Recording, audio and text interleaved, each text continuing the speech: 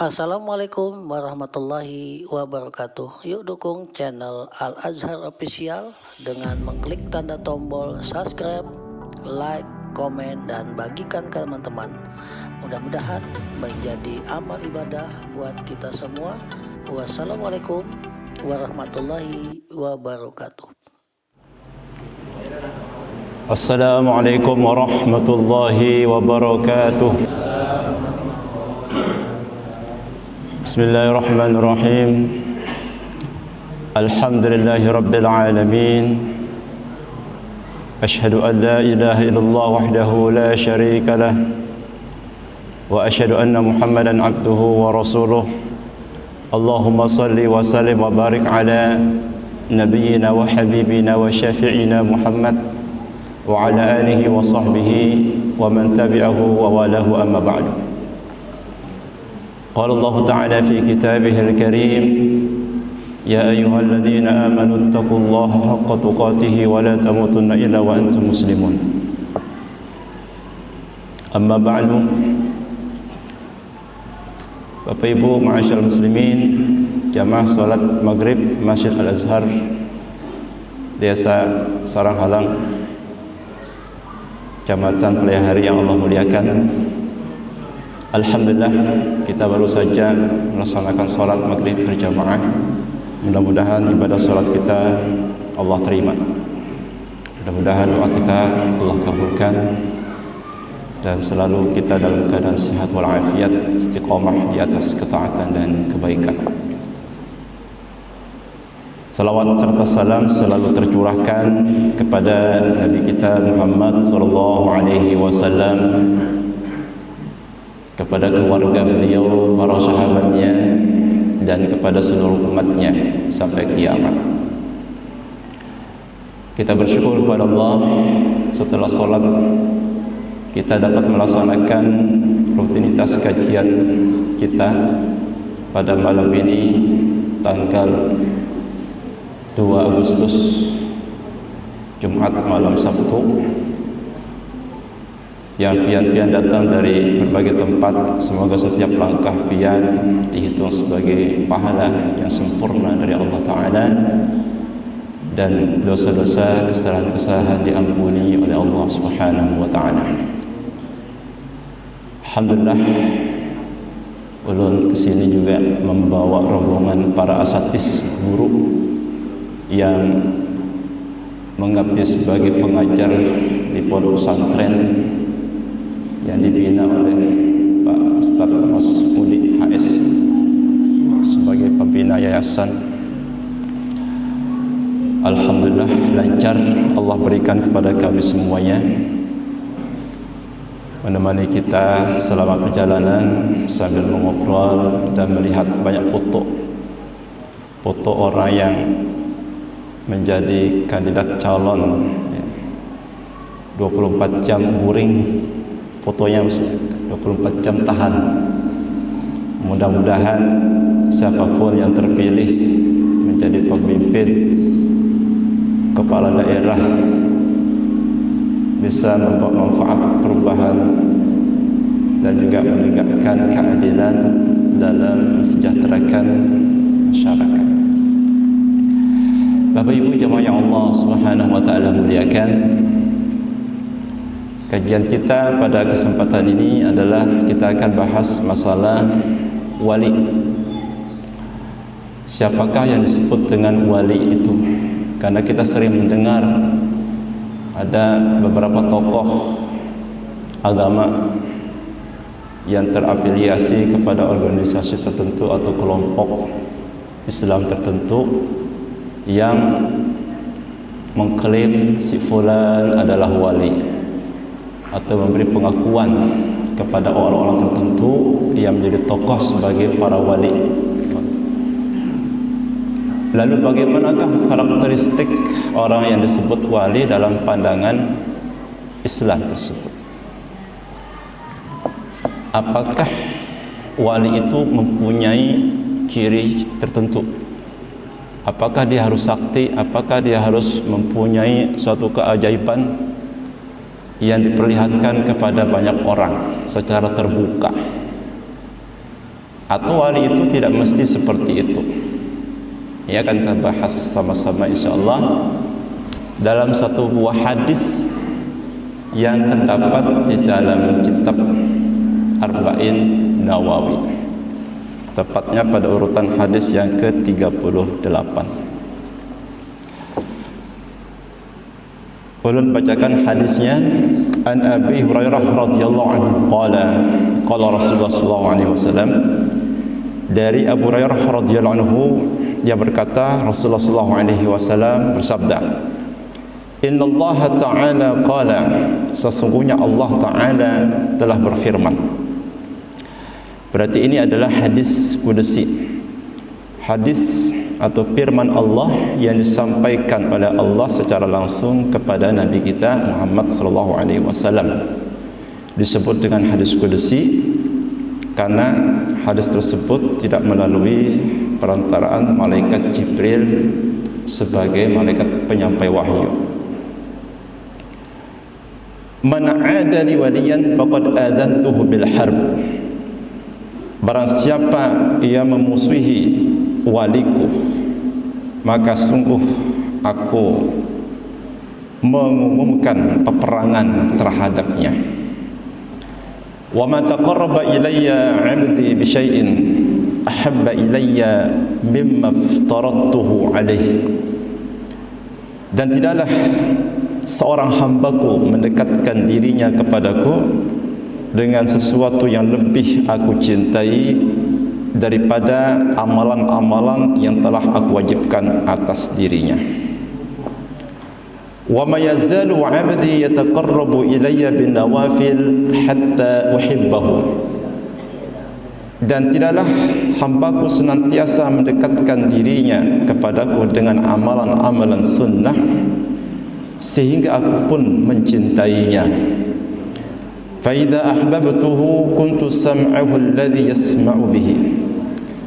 Maka apabila aku telah mencintai hambaku tersebut, maka aku menjadi pendengarannya yang dia gunakan untuk mendengar, wa basarahu alladhi yubsiru bihi, dan menjadi penglihatannya yang dia gunakan untuk melihat, wa yadahu allati yabtishu biha, dan menjadi tangannya yang ia gunakan untuk berbuat, wa rijlahu allati yamshi biha, dan menjadi kakinya yang dia pergunakan untuk berjalan, wa la in sa'alani la u'tiyannahu, dan jika ia meminta sesuatu kepadaku, niscaya aku pasti memberikannya, wa la in ista'adani la u'idannahu, dan apabila dia memohon perlindungan kepadaku, niscaya aku pasti melindunginya. Riwayat Bukhari. Hadis ini riwayat Imam Bukhari.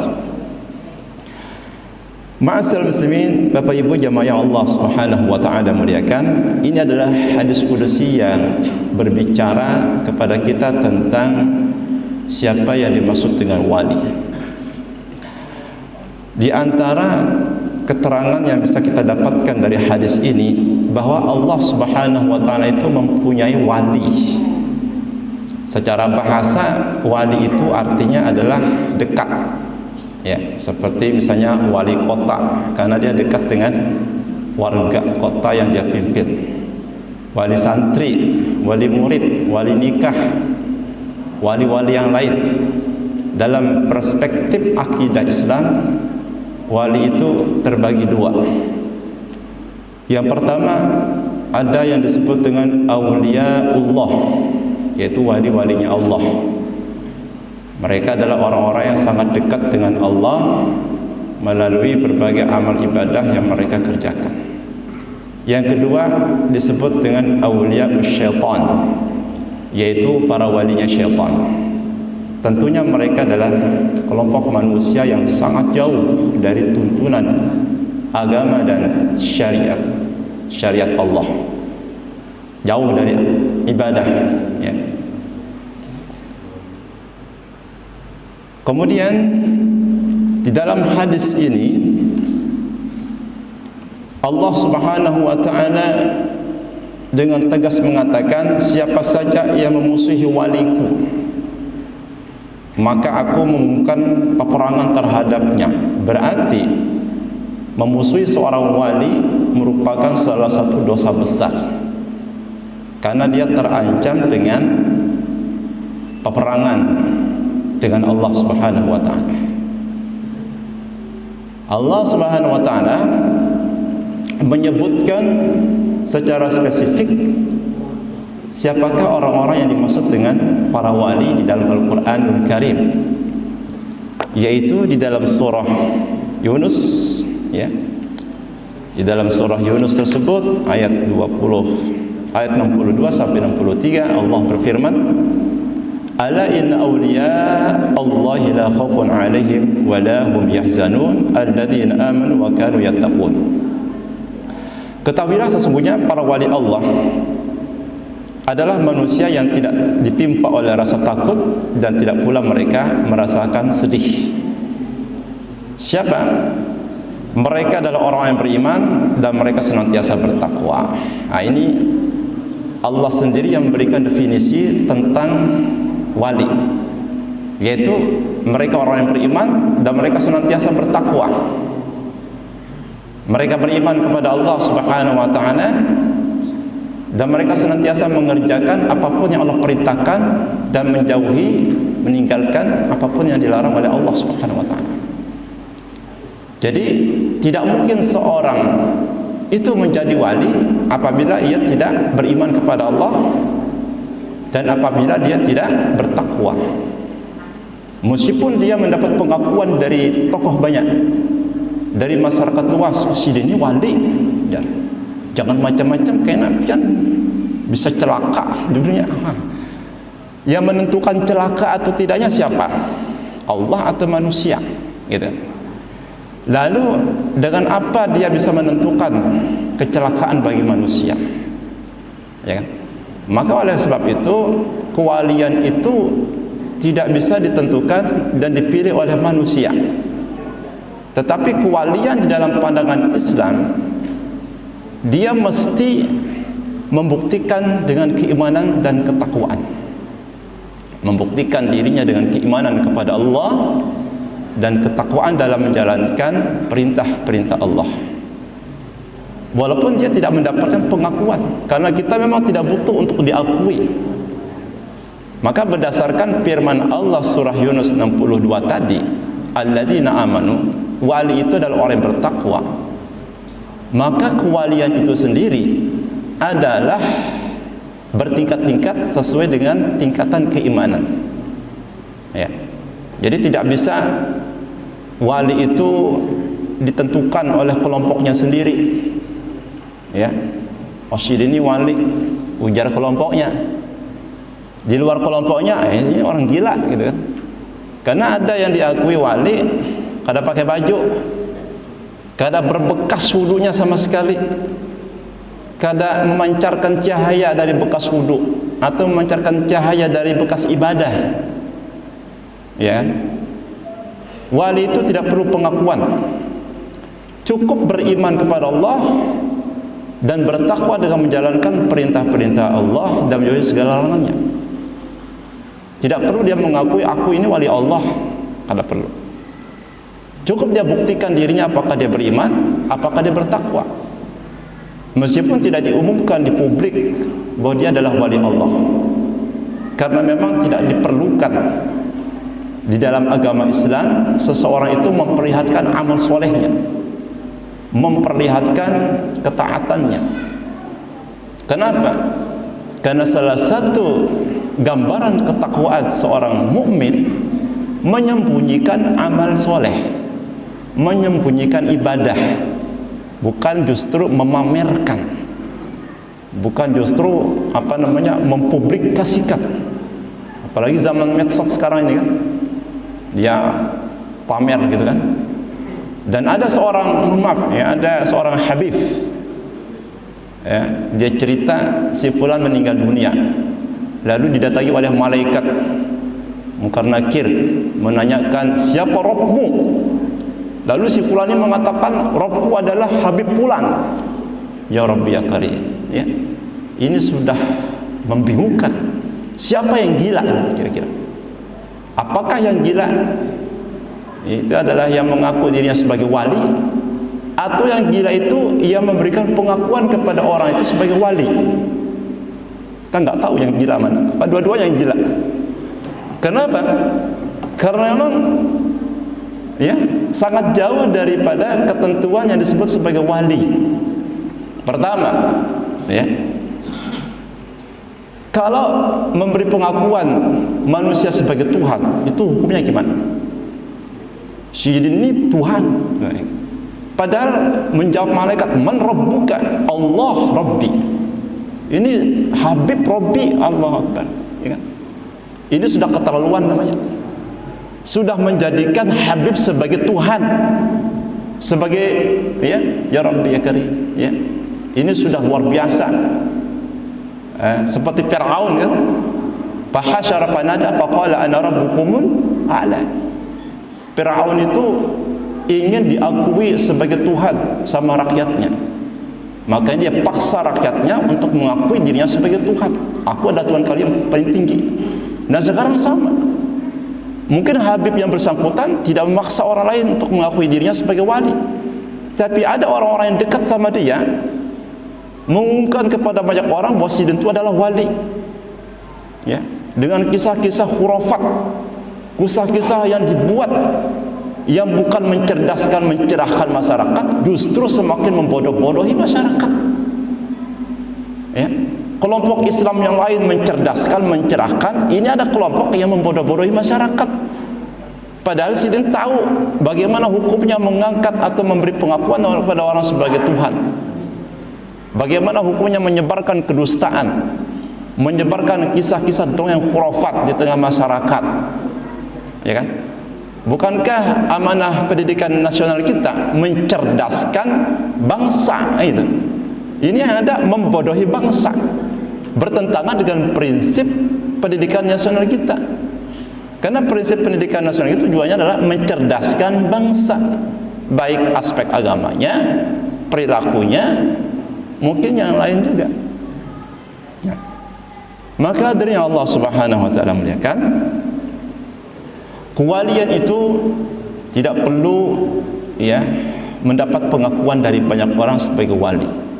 Cukup membuktikan seseorang itu apakah dia beriman atau dia komitmen menjalankan perintah Allah, menjauhi larangan Allah Subhanahu wa taala yang tercermin dalam ketakwaan seseorang.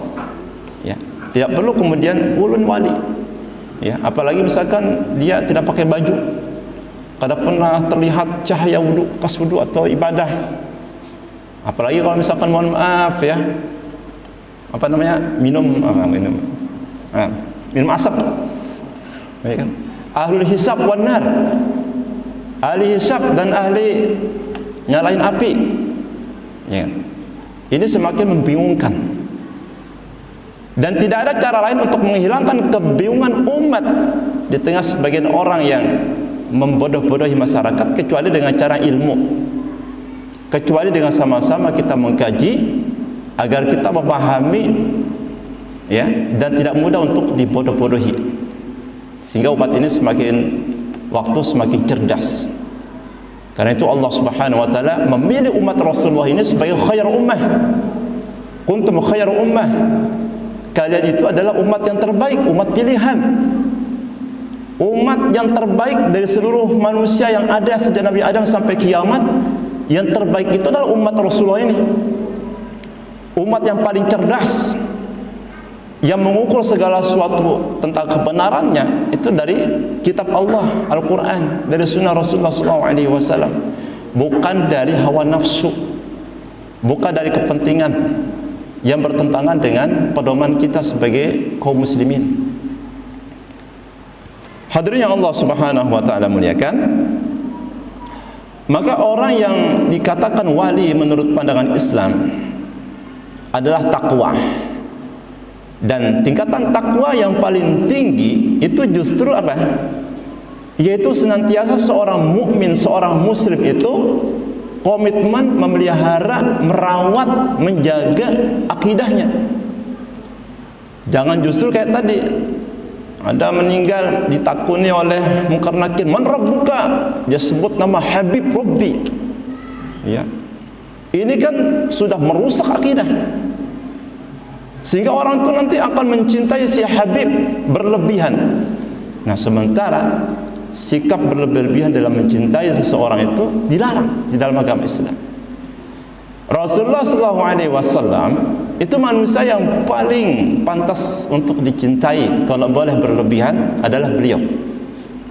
Kalau kita dibolehkan oleh Rasulullah mencintai secara berlebihan adalah hanya cinta kepada Rasulullah SAW. Tetapi dalam hadis yang diriwayatkan oleh Imam Bukhari, beliau justru melarang umat ini mencintai beliau berlebihan. Kata Rasulullah SAW, "La tutruni kama atratin nasara Isa bin Maryam." Jangan kamu mencintai aku, menyanjungiku, memujiku berlebihan seperti perilaku orang-orang Nasrani di dalam memuji menyanjung Nabi Isa. Kenapa? Karena di balik larangan menyanjung Nabi secara berlebihan, ada sesuatu yang beliau paling khawatirkan yang akan dilakukan oleh umat ini, yaitu apa? Sikap berlebihan fanatisme. Sehingga sekarang kita melihat fenomena orang yang berlebihan di dalam mencintai si katakanlah alim ulama, ya, sehingga ya menjadikan atau mengangkatnya itu sebagai sesuatu yang menjadi kekhususan Allah. Ya, misalnya masjid ini tempat yang paling dicintai Allah di atas muka bumi. Tidak ada lagi tempat yang paling dicintai di atas muka bumi ini selain masjid. Sedangkan tempat yang paling Allah benci di atas muka bumi adalah pasar. Kenapa masjid? Karena masjid adalah tempat orang-orang beriman beribadah, tempat meminta, tempat bermohon, tempat mohon perlindungan, pertolongan dan sebagainya. Ada sebagian umat Islam karena sikap mereka yang sangat berlebihan atau sikap fanatik di dalam mencintai seseorang alim, mereka lebih memilih ya makam tertentu untuk memohon kepada Allah, atau untuk berdoa kepada Allah, atau untuk meminta suatu perlindungan kepada Allah Subhanahu wa taala. Ya. Padahal Rasulullah SAW tidak pernah mencontohkan untuk melakukan suatu ibadah di kuburan, kecuali kita tertinggal melaksanakan sholat jenazah. Rasulullah SAW pernah tertinggal melakukan sholat jenazah ketika ada seorang sahabat wanita meninggal dunia. Dia itu sebagai petugas kebersihan masjid meninggal dunia. Sahabiyah ini, wanita, sahabat wanita ini meninggal dunia. Kemudian beliau tidak melihat perempuan ini lagi karena meninggal. Lalu beliau datangi kuburannya dan sholat di situ. Selain daripada itu, hanya ziarah kubur, mendoakan kaum muslimin. Adapun beribadah, berzikir, berdoa, perlindungan dan sebagainya, melakukan sholat atau ibadah-ibadah dalam waktu yang cukup lama, sekian jam lamanya, maka tidak ada sama sekali contohnya. Kenapa? Karena hal itu bisa menjadi perantara seseorang itu jatuh ke dalam perbuatan-perbuatan yang dilarang. Di antaranya adalah perbuatan yang merusak akidah seseorang. Rasulullah SAW justru melarang umat ini untuk membangun kuburan tinggi-tinggi. Membangun kuburan tinggi-tinggi. Kalau kita lihat di makam Baqi, makam para sahabat yang di samping Masjid Nabawi, itu tidak ada makam yang setinggi makam yang ada di Indonesia. Coba lihat makam yang ada di Banjar, tinggi-tinggi, ya, setengah meter, 1 meter, 2 meter. Kadang-kadang bisa bangun gedungnya sekalian, ya kan? Kubah pulang, ya kan? Makanya oleh karena itu, ya, tidak ada cara terbaik kecuali mengikuti ajaran Rasulullah SAW dalam semua aspek ibadah, termasuk menguburkan jenazah, termasuk membuat pemakaman. Kayak apa? Dalam agama Islam, membuat makam, ya. Bahkan di makam Baqi itu ya diganti setiap sekian tahun ada makam yang diganti, ya, karena jenazah terus semakin bisa tiap hari orang meninggal dunia di sana. Ma'asyiral muslimin jamaah yang Allah Subhanahu wa taala muliakan, ketika ada sahabat yang hijrah ke negeri Habasyah di zaman Nabi, beliau melihat sahabat ini melihat gambar-gambar, patung-patung yang dipajang atau yang diletakkan di tempat-tempat ibadah orang-orang Nasrani. Lalu Rasulullah SAW ketika mendapatkan informasi tersebut mengatakan, ulaika syirarul khalqi indallah, mereka adalah seburuk-buruk makhluk di sisi Allah. Kenapa Rasulullah mengatakan demikian? Karena kata Rasulullah, ulaika idza mata fihim ar-rajul salih banau ala qabrihi masjida. Mereka adalah kelompok manusia yang apabila ada orang soleh, ada hamba Allah yang soleh meninggal di antara mereka, mereka langsung membuat di atas kuburannya masjid atau menjadikan kuburannya itu sebagai masjid itu sendiri. Ya, membangun di atas kuburan masjid atau menjadikan kuburan itu sebagai masjid itu sendiri, tempat beribadah, mengkhususkan atau meyakini tempat itu lebih afdal untuk berdoa, lebih afdal untuk memohon pertolongan, atau lebih afdal memohon hajat kepada Allah, doanya lebih terkabulkan, lebih makbul, lebih qabul, maka ini sudah sangat melanggar ketentuan syariat Islam, melanggar akidah kita sebagai seorang muslim. Belum lagi kalau keyakinan ketika tiba bulan-bulan Safar sekarang ini kan, sebagian orang jahiliyah meyakini bulan Safar itu adalah bulan sial, bulan yang sangat dihindari, sehingga mereka tidak melakukan safar, perjalanan di bulan Safar ini. Ya, mereka meyakini ada penyakit-penyakit tertentu yang menular dengan sendirinya. Nah, ini disebutkan oleh Rasulullah SAW, disebutkan juga oleh para ulama di dalam kitab-kitab mereka untuk menunjukkan bahwasanya di dalam agama Islam keyakinan seperti itu tidak boleh dimiliki seorang muslim. Tidak ada satu bulan pun, tidak ada apapun yang membawa kesialan bagi nasib seorang manusia. Yang membuat sial manusia itu dirinya sendiri.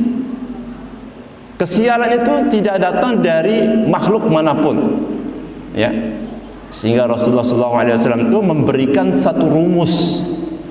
Kalau ingin, ya, kata Rasulullah SAW, kalau kita ingin dipermudah urusan rezekinya atau urusan-urusan lainnya, dihilangkan rasa khawatir, rasa cemas di dalam diri kita, ya, rasa khawatir, takut ini, takut itu, melihat ini langsung ada firasat buruk, langsung kayaknya maka Rasulullah mengatakan tawakal kepada Allah.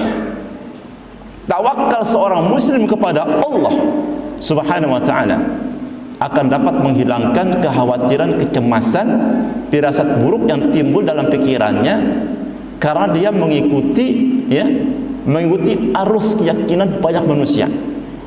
Maka kita tidak bisa menjadikan banyaknya manusia itu sebagai, ya, pedoman dalam mengikuti atau di dalam mengukur sebuah kebenaran.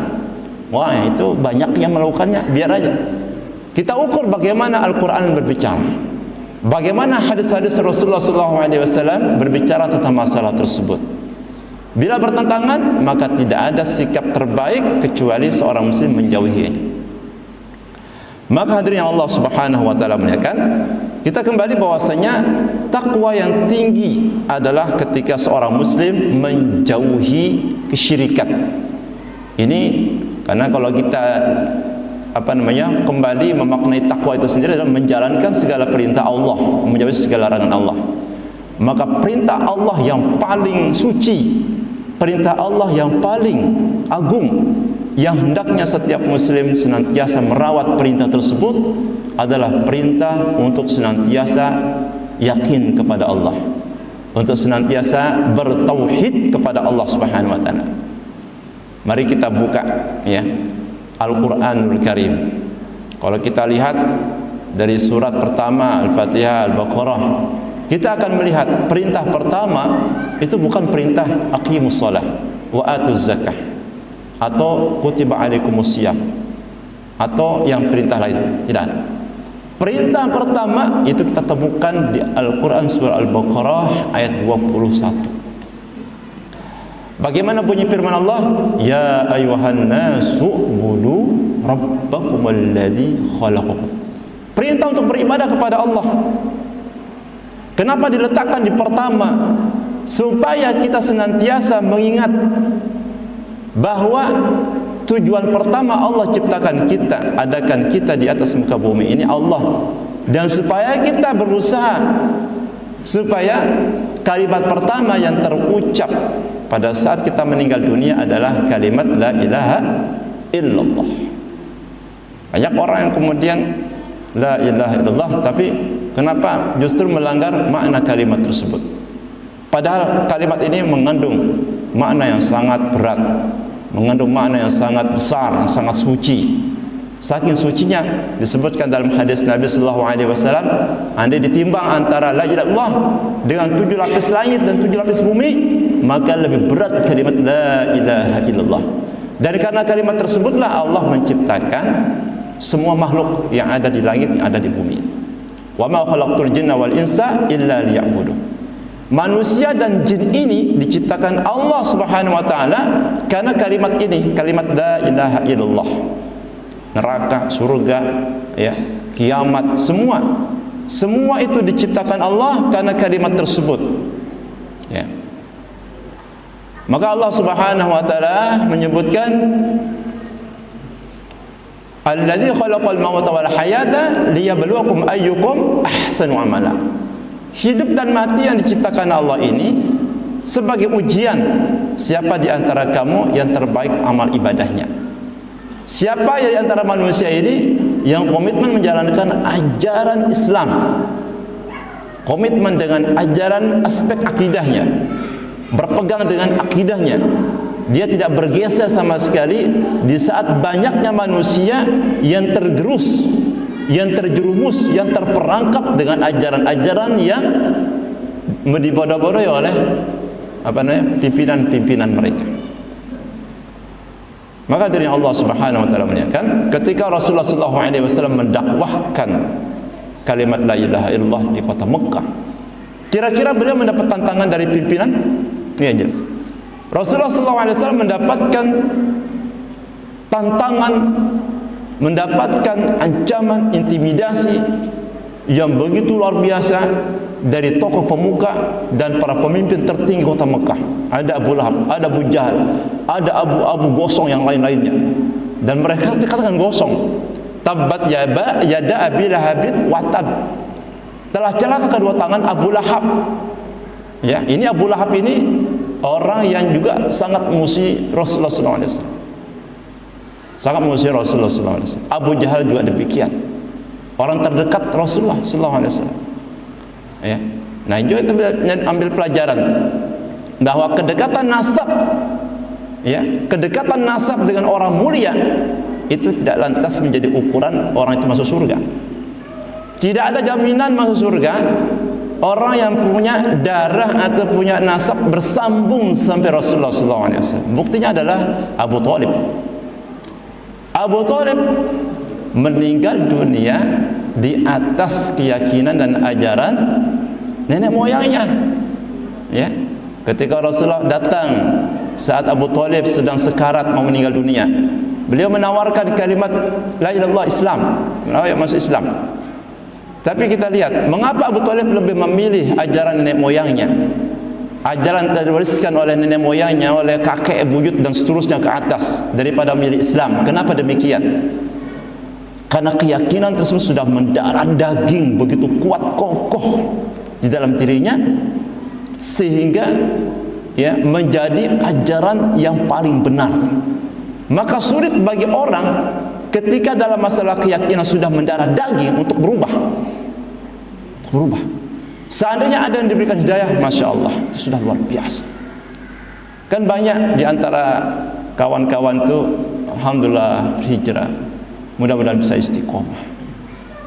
Maka dari Allah Subhanahu wa taala muliakan, ini menunjukkan bahwasanya kedekatan nasab, hubungan darah, hubungan keluarga dengan orang yang paling mulia sekalipun bukan jaminan orang masuk surga. Contoh lain adalah Nabi Nuh. Nabi Nuh punya istri. Tentu saja manusia yang paling kita cintai setelah orang tua kita, setelah anak kita adalah istri kita. Tapi toh Nabi Nuh akan terpisah nanti dari kiamat dari istrinya. Bahkan dia punya anak yang tidak mengikuti dakwah jalan Nabi Nuh, ayahnya sendiri. Nabi Lut juga demikian. Nah, ada zaman sekarang ngaku-ngaku, ya silakan aja ngaku gitu kan. Kita tidak persoalkan. Mungkin sekarang ini ada orang yang meneliti, mengkombinasikan antara penelitian tesis dengan DNA. Hasilnya seperti yang kita ketahui bersama, ya kan? Ramai, luar biasa. Tapi yang menjadi persoalan adalah ketika banyak orang mengikuti alur pikirnya. Oh, kalau kita memuliakan seorang ini akan masuk surga. Bahkan ada kisah ini. Ada kisah, ada kawan itu wajahnya Arab, Pak. Wajahnya Arab, kawan inilah. Wajahnya muka Arab.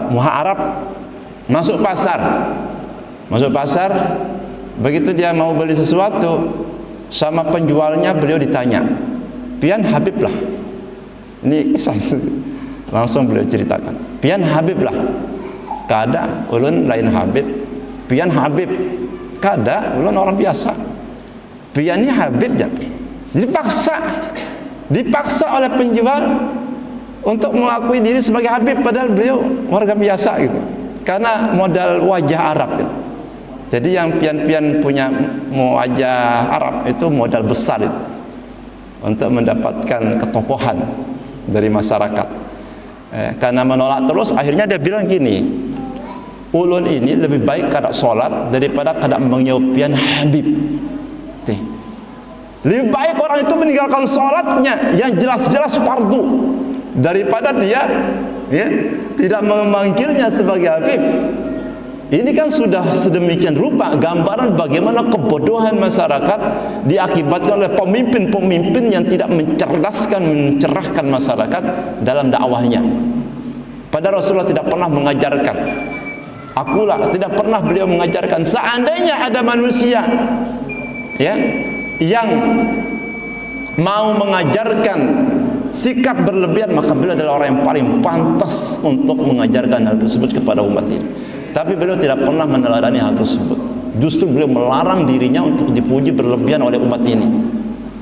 Maka di dalam hadis ini jamaah yang Allah Subhanahu wa taala muliakan, betapa seorang wali itu dikatakan wali kalau dia bertakwa kepada Allah Subhanahu wa taala. Dan disebutkan amalan yang paling dicintai Allah Subhanahu wa taala bukanlah amalan-amalan yang yang asal-asal. Artinya adalah orang itu kemudian menyeru kepada kepentingan pribadi atau kepentingan kelompoknya. Tetapi amalan yang paling dicintai oleh Allah Subhanahu wa taala adalah amalan wajib. Jadi kita bereskan dulu apakah amalan wajib kita sudah beres atau belum. Karena yang disebutkan dalam hadis ini pertama kali adalah amalan yang wajib. Bahwa tidak ada perkara yang lebih dicintai Allah yang dilakukan oleh seorang hamba kecuali ketika ia melakukan amalan yang wajib. Jadi ini asalnya. Baru setelah itu kemudian melakukan amalan-amalan yang sunnah. Jadi ada prioritas bagi seorang muslim adalah mengerjakan yang wajib, baru kemudian setelah itu mengerjakan yang sunnah. Nah, ini ada orang yang bukan wajib malah dianggapnya wajib. Bahkan dia meyakini sesuatu yang tidak wajib itu kalau tidak dilakukan, kalau ia tinggalkan, dia akan mendapatkan dosa dan mengorbankan amalan yang wajib. Berani dia berani meninggalkan sholat. Berani dia meninggalkan sholat.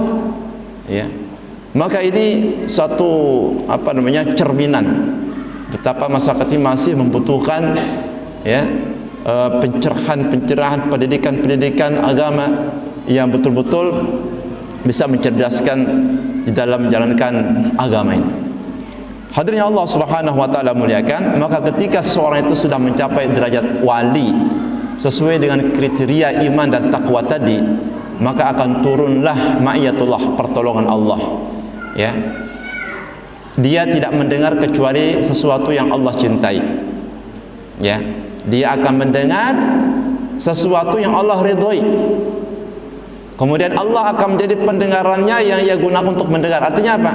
Bukan berarti ia mendengar dengan pendengaran Allah, tapi maksudnya adalah ia mendengar sesuatu, hanya sesuatu yang Allah cintai, melihat yang Allah ridhoi, bukan melihat sesuatu yang Allah murkai, bukan mendengar sesuatu yang Allah murkai, melangkah ke tempat yang Allah cintai, berbuat sesuatu yang Allah cintai, dan sebagainya. Jadi semuanya ini membuat seorang wali Allah Subhanahu wa taala itu semakin meningkat kualitas kewaliannya. Ya. Asal kita bukan menjadi ya wali-wali yang justru bertentangan dengan kriteria kewalian yang ada di dalam hadis tersebut. Ini yang bisa disampaikan. Mudah-mudahan apa yang kita kaji bisa memberikan pada kita ilmu yang bermanfaat dan bisa kita amalkan bersama. Wallahu a'lam bissawab. Kita akhiri dengan doa kafaratul majlis. Subhanakallahumma wa bihamdika wa asyhadu an la ilaha illa anta wa astaghfiruka wa atubu ilaika. Wassalamu alaikum warahmatullahi wabarakatuh.